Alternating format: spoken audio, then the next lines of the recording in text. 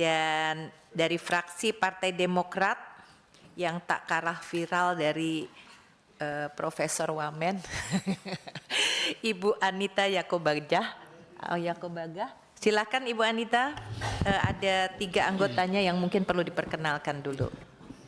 Baik, terima kasih Ibu Pimpinan, Bapak Ibu anggota Komisi 10 yang saya hormati, Bapak-Bapak Menteri dan Bapak Ibu Menteri yang saya hormati yang hadir saat ini. Perkenalkan, nama saya Anita Yakobaga, saya dari fraksi Partai Demokrat, mewakili daerah Nusa Tenggara Timur, daerah 3T Pak. Nah dicatat itu Pak, 3T. Kami di Komisi 10 ini saya tidak sendiri, tapi saya didampingi oleh 2 saudara saya juga. Ada Pak Bramanto Suwondo. Mas Bram. Assalamualaikum. Dapilnya Mas Bram, dapilnya. Salam kenal Bapak Ibu semua. Nama saya Bramantio Suwondo, fraksi Partai Demokrat dari Dapil Jawa Tengah 6. Baik, terima kasih. Yang kedua ada Bapak Sabam Sinaga. Bapak, silakan. Dapilnya Pak.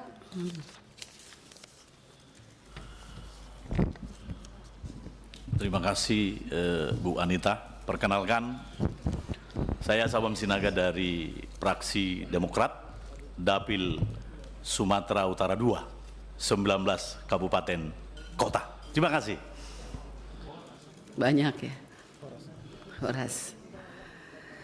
Baik, Ibu Pimpinan dan Bapak Menteri, kami dari fraksi Partai Demokrat pertama-tama mengucapkan selamat untuk pemerintahan yang baru. Semoga ada semangat baru, ada kekuatan baru, dan ada terobosan-terobosan baru, apalagi untuk kami di daerah 3T, supaya daerah 3T tidak tertinggal, terluar dan terbelakang, tetapi bisa menjadi terkemuka dan terkenal.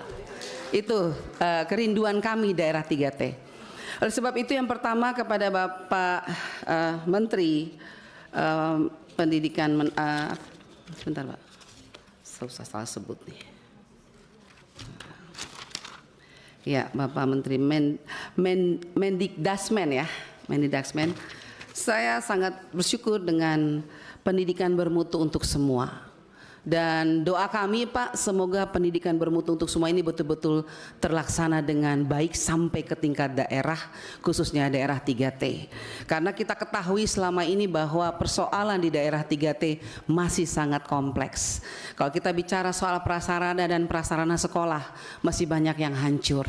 Oleh sebab itu kenapa Komisi 10 meminta kalau bisa pembangunan sekolah, sarana prasarana sekolah itu ditarik kembali dari PUPR, diberikan kembali kepada Komisi 10, karena kamilah yang mengetahui paling banyak berapa sekolah-sekolah di daerah kami yang betul-betul rusak parah.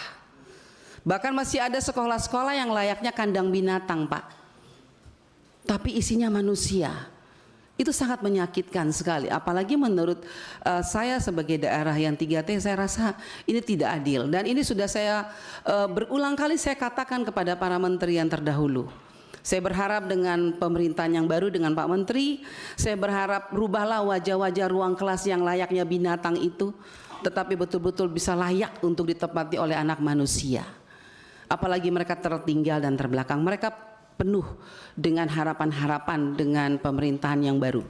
Yang kemudian saya juga memohon semoga dengan pendidikan yang bermutu ini Pak, kalau kita melihat masih ada data, memang ini data 2023. Untuk tingkat SD saya bicara soal angka putus sekolah Pak. Untuk anak yang tidak sekolah itu datanya ada masih dari 23 juta siswa untuk SD saja. Itu masih ada 0,67%, ya ada 160.368 siswa yang tidak sekolah. Ini yang tidak sekolah, kita belum bicara lagi yang putus sekolah. Yang putus sekolah, data terakhir BPS itu 2015 memang ada 58.000. Nah untuk SMP masih ada 6,93% atau 698.000 siswa yang tidak sekolah, dan yang putus sekolah masih ada 271. Untuk SMA lebih tinggi lagi Pak, masih ada 21,61%. Artinya dari 5 juta siswa SMA, masih ada sekitar 1.162.000 siswa yang tidak sekolah. Itu yang tidak sekolah, masih ada lagi yang putus sekolah.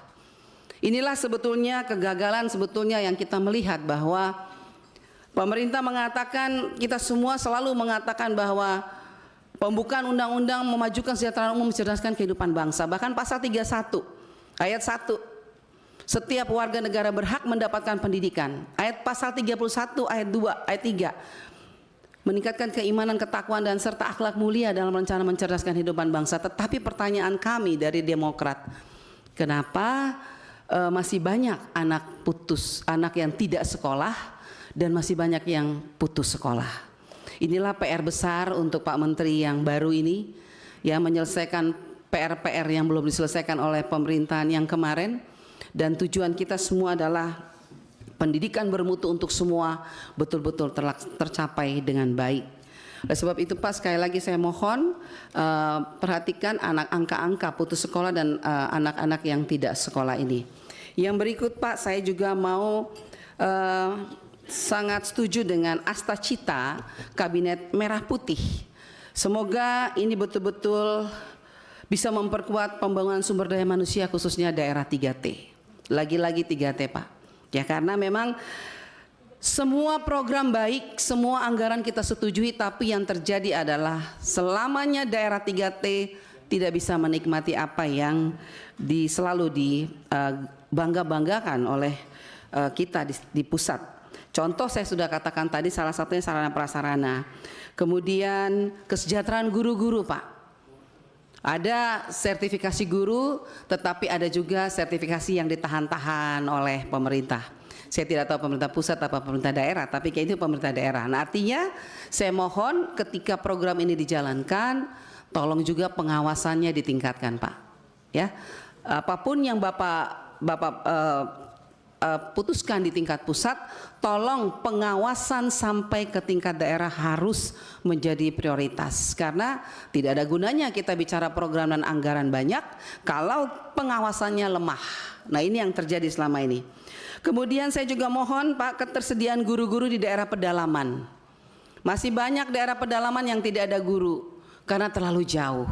Dan ketika saya tanya, ada beberapa guru yang betul-betul memang luar biasa, mereka walaupun di pedalaman tapi mereka mau mengajar melewati jarak yang terlalu jauh, berkilo-kilo, ratus kilo, lewati sungai, lembah yang cukup curam, tetapi mereka menjalan. Maksud saya adalah tolong juga diperhatikan kesejahteraan guru-guru di tingkat pedalaman.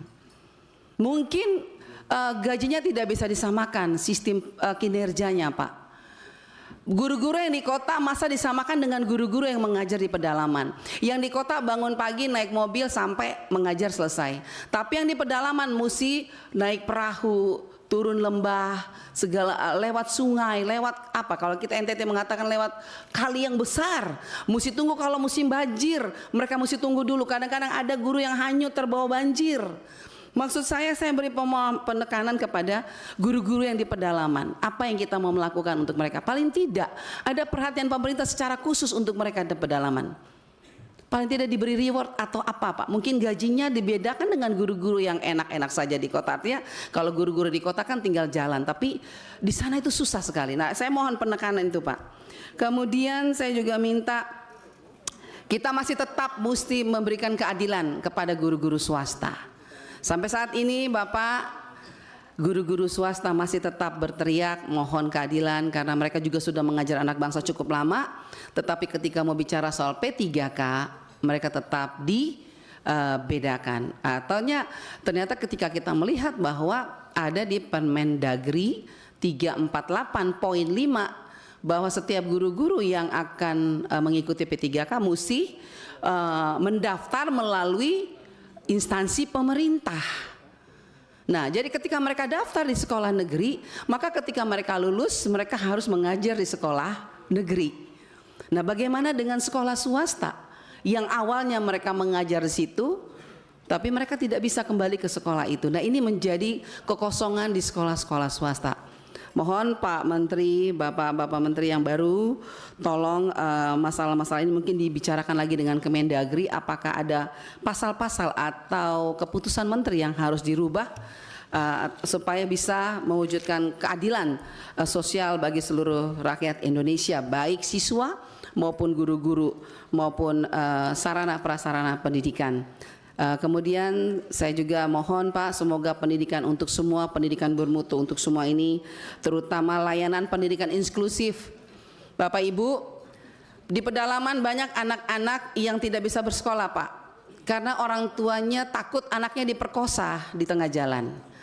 Terlalu jauh jarak antara sekolah dengan tempat tinggal mereka. Akhirnya orang tua, siapa yang mau melepaskan anaknya kalau pergi sekolah ternyata diperkosa di jalan. Nah, ini harus menjadi perhatian kita semua, karena bagaimanapun mereka adalah anak bangsa yang tidak bisa kita lupakan. Walaupun mereka di pedalaman, tapi mereka punya hak yang sama karena ada undang-undang yang melindungi mereka. Jadi saya mohon Bapak Menteri yang baru betul-betul memperhatikan baik guru maupun siswa-siswa, anak-anak yang ada di daerah-daerah pedalaman Pak, karena mereka juga mempunyai hak yang sama untuk mengecam pendidikan di Indonesia yang kita cintai ini. Kemudian untuk terakhir, sekali lagi Bapak Ibu, mohon juga untuk saya senang mendengar berita bahwa akan kembali ke ujian nasional. Ya, betul sekali kata saudara saya tadi mengatakan ini jangan terburu-buru, tetapi saya yakin pasti Pak Menteri bisa memberikan keputusan yang terbaik, karena memang kenyataannya sekarang banyak anak SMP, SMA lulus tetapi tidak tahu membaca. Literasinya jelek sekali. Nah, ternyata saya tanya, kenapa ya? Kok anak-anak tidak pintar tapi lulus? Ternyata katanya, kalau saya nggak salah ya, saya nggak tahu nih, ada Bu Sekjen. Katanya kemarin itu diharuskan wajib lulus. Apakah itu benar? Kalau menurut guru-guru wajib lulus. Jadi pintar tidak pintar wajib lulus. Pantesan suruh baca nggak bisa baca. Nah, ini menjadi persoalan penting Pak. Hati-hati, karena bagaimanapun kita harus memberikan yang terbaik agar kualitas pendidikan anak-anak kita, khususnya di literasi, numerasi dan sains teknologi, itu benar-benar menjadi fokus kita bersama. Jadi kalaupun mereka lulus, mereka betul-betul pintar dan cerdas, bukan hanya sekedar lulus. Masih banyak lagi Pak Menteri mengenai, banyak sekali ada permintaan juga dari guru-guru untuk PMM yang kemarin diadakan, kalau bisa ditiadakan. Tapi masih ya, kita serahkan semua kepada Pak Menteri yang baik saja bagaimana. Yang penting jangan menyusahkan guru-guru dengan program-program yang harus menggunakan data dan lain sebagainya macam. Akhirnya mereka kehilangan jam mengajar, hanya melelahkan para guru dan akhirnya tidak maksimal program ini. Mereka belajar baik, tapi mari kita kalau bisa kita lihat lagi Pak, apakah ini perlu dilanjutkan atau apa kita ganti dengan yang model lain, tapi harus tetap tujuannya adalah untuk meningkatkan kualitas pendidikan di Indonesia. Untuk pendidikan tinggi ya, kita berharap semoga nanti diharapkan kementerian bisa membuat roadmap mengenai arah riset dan inovasi perguruan tinggi kita Pak, agar riset dan teknologi kita selaras dengan kebutuhan industri kita serta berjalan dengan arah pemerintahan kita saat ini. Terima kasih Ibu Pimpinan. Terima kasih Bu Anita.